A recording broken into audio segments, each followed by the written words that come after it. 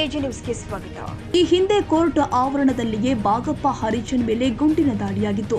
ಆದ್ರೆ ಆಗ ಬಾಗಪ್ಪ ಬಚಾವ್ ಆಗಿದ್ದ. ಆದ್ರೆ ಈ ಬಾರಿ ಹಂತಕರು ಯೋಜಿತ ರೀತಿಯಲ್ಲಿ ದಾಳಿ ನಡೆಸಿ ಬಾಗಪ್ಪನನ್ನ ಕೊಂದು ಹಾಕಿದ್ದಾರೆ. ಭೀಮಾ ತೀರದ ಕುಖ್ಯಾತ ಹಂತಕ ಚಂದಪ್ಪ ಹರಿಜನ್ ಸಹಚರ ಹಾಗೂ ಸಹೋದರ ಸಂಬಂಧಿ ಬಾಗಪ್ಪ ಹರಿಜನ್ ಹತ್ಯೆ ಮಾಡಲಾಗಿದೆ. ಮಂಗಳವಾರ ರಾತ್ರಿ 8:50 ಸುಮಾರಿನಲ್ಲಿ ವಿಜಯಪುರದ ಮದಿನಾ ನಗರದಲ್ಲಿ ಮಾರಕಾಸ್ತ್ರಗಳಿಂದ ಮುಖ, ತಲೆ ಸೇರಿ ವಿವಿಧ ಕಡೆಯಲ್ಲಿ ಕೊಚ್ಚಿ ಕೊಲೆ ಮಾಡಲಾಗಿದೆ. ಈ ಹಿಂದೆ ಕೋರ್ಟ್ ಆವರಣದಲ್ಲಿಯೇ ಬಾಗಪ್ಪ ಹರಿಜನ್ ಮೇಲೆ ಗುಂಡಿನ ದಾಳಿಯಾಗಿತ್ತು. ಆದರೆ ಆಗ ಬಾಗಪ್ಪ ಬಚಾವ್ ಆಗಿದ್ದ. ಆದರೆ ಈ ಬಾರಿ ಹಂತಕರು ಯೋಜಿತ ರೀತಿಯಲ್ಲಿ ದಾಳಿ ಮಾಡಿ ಬಾಗಪ್ಪನನ್ನ ಕೊಂದು ಹಾಕಿದ್ದಾರೆ. ವಿಜಯಪುರದ ಮದಿನಾ ನಗರದಲ್ಲಿ ಬಾಡಿಗೆ ಮನೆಯಲ್ಲಿ ವಾಸ ಮಾಡ್ತಾ ಇದ್ದ ಬಾಗಪ್ಪ ರಾತ್ರಿ 8:50 ಸುಮಾರಿಗೆ ಮನೆಯಿಂದ ಹೊರ ಬರ್ತಾ ಇದ್ದಂತೆಯೇ ದುಷ್ಕರ್ಮಿಗಳು ಮಚ್ಚಿನಿಂದ ದಾಳಿ ಮಾಡಿ ಹತ್ಯೆ ಮಾಡಿದ್ದಾರೆ. ಬಳಿಕ ಸ್ಥಳದಿಂದ ಪರಾರಿಯಾಗಿದ್ದಾರೆ. ಇನ್ನು ಘಟನಾ ಸ್ಥಳಕ್ಕೆ ಎಸ್ಪಿ ಲಕ್ಷ್ಮಣ್ ನಿಂಬರಿಗೆ ಭೇಟಿ ಕೊಟ್ಟು ಪರಿಶೀಲನೆ ಮಾಡಿದ್ರು. ಹಂತಕರ ಪತ್ತೆಗಾಗಿ ಎಎಸ್ಪಿ ರಾಮನಗೌಡ ನೇತೃತ್ವದಲ್ಲಿ ವಿಶೇಷ ತಂಡ ರಚನೆ ಮಾಡಲಾಗಿದೆ. ಈ ಹಿಂದೆ 2023ರಲ್ಲಿ ಕೋರ್ಟ್ ಆವರಣದಲ್ಲಿ ಬಾಗಪ್ಪ ಹರಿಜನ್ ಮೇಲೆ ಗುಂಡಿನ ದಾಳಿ ನಡೆಸಲಾಗಿತ್ತು. ಇವತ್ತಿನ ದಿನ ಗಾಂಧಿ ಚೌಕ್ ಪೊಲೀಸ್ ಠಾಣೆಯ ಮದಿನಾ ನಗರದಲ್ಲಿ ಈ ಬಾಗಪ್ಪ ಹರಿಜನನ ಮನೆ ಇದೆ. ಸುಮಾರು 9:20ರಿಂದ 9:30 ಸಮಯದಲ್ಲಿ ಯಾರೋ 4-5 ಜನ ಒಂದು ಆಟೋದಲ್ಲಿ ಬಂದು ಬಾಗಪ್ಪ ಹರಿಜನನ ಮೇಲೆ ಅಟ್ಯಾಕ್ ಮಾಡಿದ್ದಾರೆ. ಬಾಗಪ್ಪ ಹರಿಜನ್ ಊಟ ಮಾಡಿಕೊಂಡು ಮನೆ ಹೊರಗಡೆ ನಡೆದಾಡ್ತಿರ್ಬೇಕಾದ್ರೆ 4ರಿಂದ 5 ಜನ ಬಂದು ಕೊಡ್ಲಿ ಯಂತ್ರ ಹೊಡೆದಿದ್ದಾರೆ ಮತ್ತು ಪಿಸ್ತೂಲ್ ಯಂತ್ರನೂ ಕೂಡ ಹೊಡೆದಿದ್ದಾರೆ ಅನ್ನೋದು ಮಾಹಿತಿ ಇದೆ. ಆ ಹಿನ್ನೆಲೆಯಲ್ಲಿ ಈಗಾಗಲೇ ತನಿಖಾ ತಂಡ ಬಂದು ಸೋಕೋ ಟೀಮ್ಸ್ಗಳು ಬಂದು ಅದನ್ನೆಲ್ಲ ಸೀನ್ ಆಫ್ ಕ್ರೈಮನ್ನೆಲ್ಲ ಸ್ಟಡಿ ಮಾಡಿ ಈಗ ಬಾಡಿನ ಈಗಾಗಲೇ ಪೋಸ್ಟ್ ಮಾರ್ಟಮ್ಗೋಸ್ಕರ ಹಾಸ್ಪಿಟಲ್ಗೆ ಶಿಫ್ಟ್ ಮಾಡಿದೆ. ಸೊ ಆದಷ್ಟು ಬೇಗ ಆರೋಪಿಗಳನ್ನ ಪತ್ತೆ ಮಾಡಲಾಗುತ್ತೆ. ಇನ್ಸಿಡೆಂಟಲ್ಲಿ ಕೈಯಲ್ಲೂ ಕಟ್ಟಾಗಿದೆ, ಅದು ನೋಡಬೇಕು. ನೇಚರ್ ಆಫ್ ಇಂಜುರೀಸ್, ಬಾಡಿ ಮೇಲೆ ಇಂಜುರೀಸ್ ಇದೆ.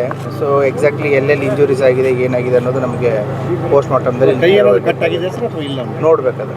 20 ಜನರ ಬೈಕಲ್ಲಿ ಬಂದಿತ್ತು, ಲೈಟ್ ಎಲ್ಲ ತೆಗೆದಿದ್ರು, ಮತ್ತೆ ಗುಂಡಿನ ಶಬ್ದನೂ ಕೇಳಿದೆ ಅಂತ ಹೇಳ್ತಾ ಇದ್ದಾರೆ ಸ್ಥಳೀಯರು. ಅದು ಎಷ್ಟು ಜನ ಬಂದಿದ್ರು ಅನ್ನೋದು ಇನ್ನೂ ನಿಖರವಾದಂಥ ಮಾಹಿತಿ ಇಲ್ಲ. ಈಗ ಮನೆಯವರು ಹೇಳಿದ ಪ್ರಕಾರ 4ರಿಂದ 5 ಜನ ಅಂತ ಹೇಳಿದ್ದಾರೆ. ಗುಂಡಿನ ಶಬ್ದ ಅದನ್ನು ಹೇಳಿದ್ದಾರೆ.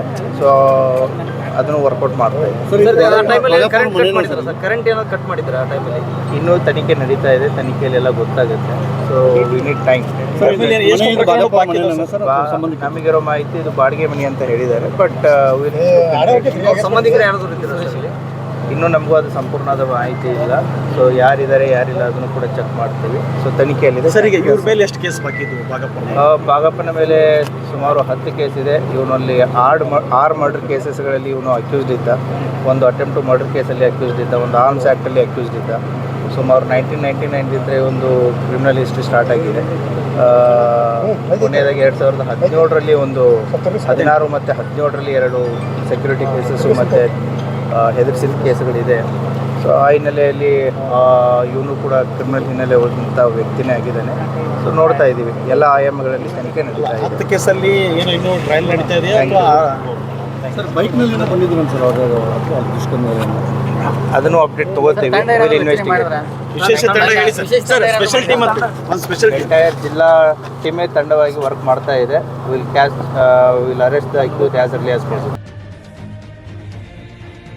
ಕನ್ನಡಿಗರ ಮೆಚ್ಚಿನ ನಿಮ್ಮ ಎಜೆ 24/7 ನ್ಯೂಸ್ ಕನ್ನಡ ವಾಹಿನಿ ಇದೀಗ ಟಿವಿಯಲ್ಲಿ ಲಭ್ಯ. ವೇಳೆ ನೋಟಿಸ್ ಕೊಟ್ಟಿದ್ರೆ ವಾಪಸ್ ತಗೋತೀವಿ. ಇವತ್ತು ವಕ್ಫ್ ಪ್ರಾಪರ್ಟಿ ಅಂತೇಳಿ ಬರ್ತದೆ ಅಂತ ಹೇಳಿದ್ರೆ ರೈತರು ಬೀದಿಗೆ ಬಂದ್ರೆ ಏನ್ ಮಾಡ್ಬೇಕಾಗುತ್ತೆ? ಯಾರು ವೋಟ್ ಹಾಕಿಲ್ಲ ಅಂದ್ರೆ ಗ್ಯಾರಂಟಿನೆಲ್ಲ ಸ್ಟಾಪ್ ಮಾಡ್ಬಿಡ್ತೀವಿ.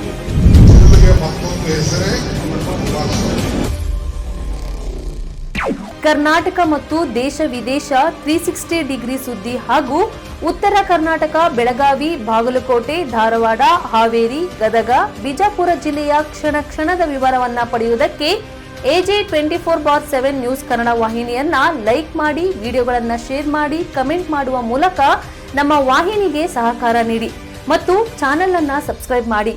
ಧನ್ಯವಾದಗಳು.